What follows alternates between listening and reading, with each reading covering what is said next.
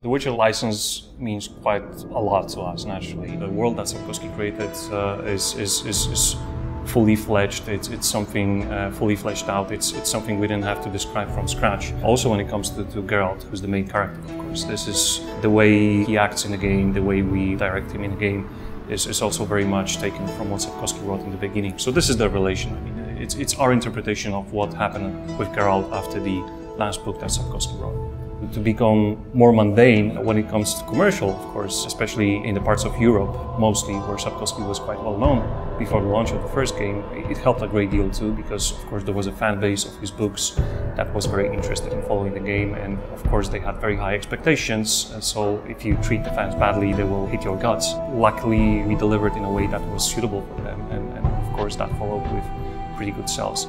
Business perspective, we have a franchise that is already established. It's maybe not your biggest franchise in the world, but it's the franchise that goes in the right direction from the, and I'm talking about really purely business perspective, numbers crunching, stuff like that. It's going the right direction, meaning it's selling better and better with each installment. So this is always good because it gives us good ground to discuss with our distribution publishing partners. Of course, if we had 2-3 failures behind us, that would be a different story altogether. We want to stay with the consumers we have right now, who are very faithful fans, but of course we are hoping to reach to the wider audience as well, because we believe that the third game is going to be something that is going to be enjoyable for a lot larger group of people than the previous games, even though we still feel that the previous games could still be enjoyed by a larger group of people that actually bought them. But that's of course a matter of scale. I mean, the distributor, the budget which you have in terms of marketing, it all really does translate into sales a little bit as well. There's a certain amount of things which you can do with PR, but there are limits to that. Without a solid support, without a solid budget, which we believe we can secure with The Witcher 3, with the right partnership,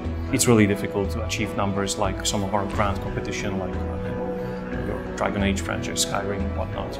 Are we that much behind them, in terms of the quality of the games? Of course, we got a lot to learn, and we do know that. But I really do think that we can deliver a game of at least similar quality as they do, if not better.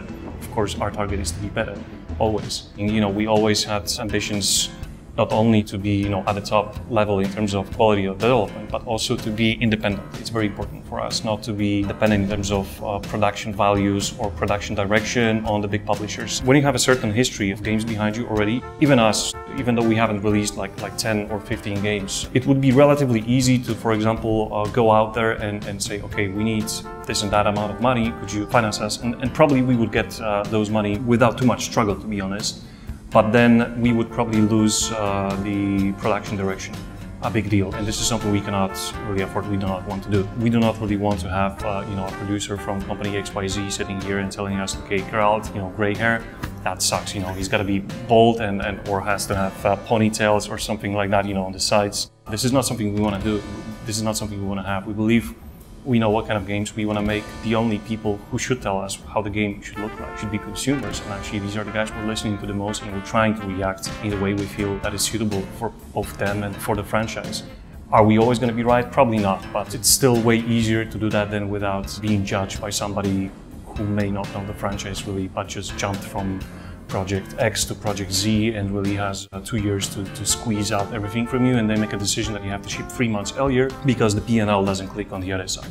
So it was not easy, but the ambitions led us there. And in terms of financing, it took a little bit of hard work, but we do believe that everything is in the right place, and we're going to be able to deliver what we want with our own money, which we managed to secure on our own. And yeah.